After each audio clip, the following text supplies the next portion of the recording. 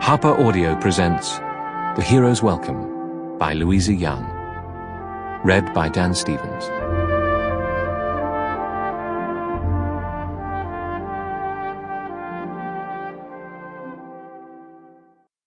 I knew that I was more than the something which had been looking out all that day upon the visible earth, and thinking and speaking and tasting friendship. Somewhere close at hand in that rosy thicket, or far off beyond the ribs of sunset, I was gathered up with an immortal company, where I and poet and lover and flower and cloud and star were equals, as all the little leaves were equal ruffling before the gusts, or sleeping and carved out of the silentness. And in that company I learned that I am something which no fortune can touch, whether I be soon to die or long years away.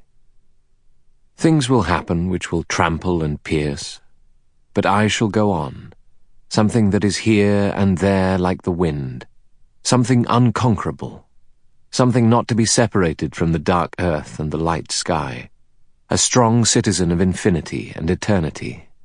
The confidence and ease had become a deep joy. I knew that I could not do without the infinite, nor the infinite without me. The Style, from Light and Twilight by Edward Thomas.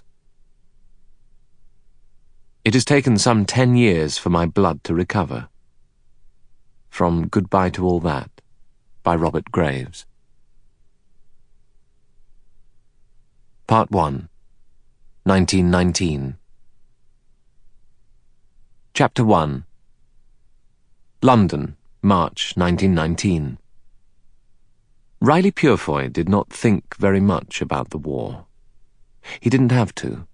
It was part of him, if others mentioned it. But then they didn't.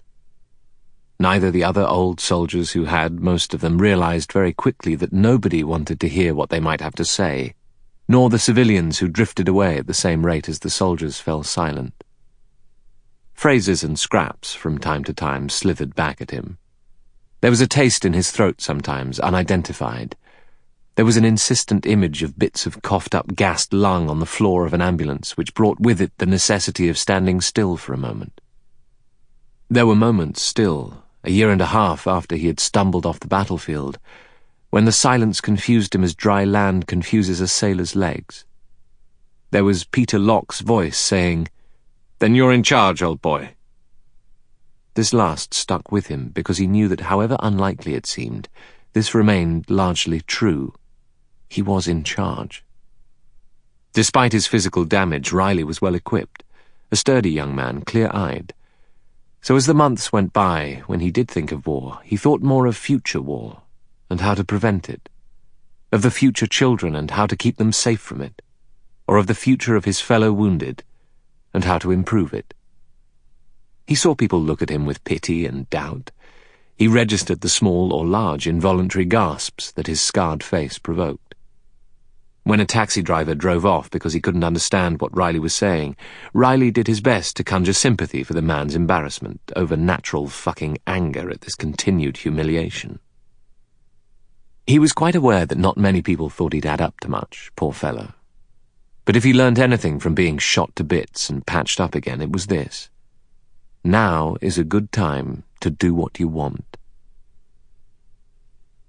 Riley Purefoy and Nadine Waverney married under a daftly beautiful wave of London blossom, cresting over a city that had been at war for so long that it didn't know what to do with itself.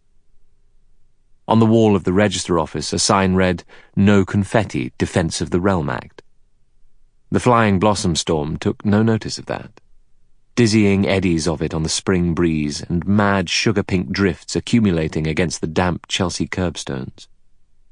Nadine, still so skinny she wasn't having her monthlies, wore Riley's vest under Julia Locke's utterly out-of-date wedding dress from before the war, taken in. Riley was in uniform. Peter Locke, Riley's former CO, tall, courteous, and almost sober, was best man. Peter's cousin Rose was maid of honor, in white gloves. Sample complete. Ready to continue?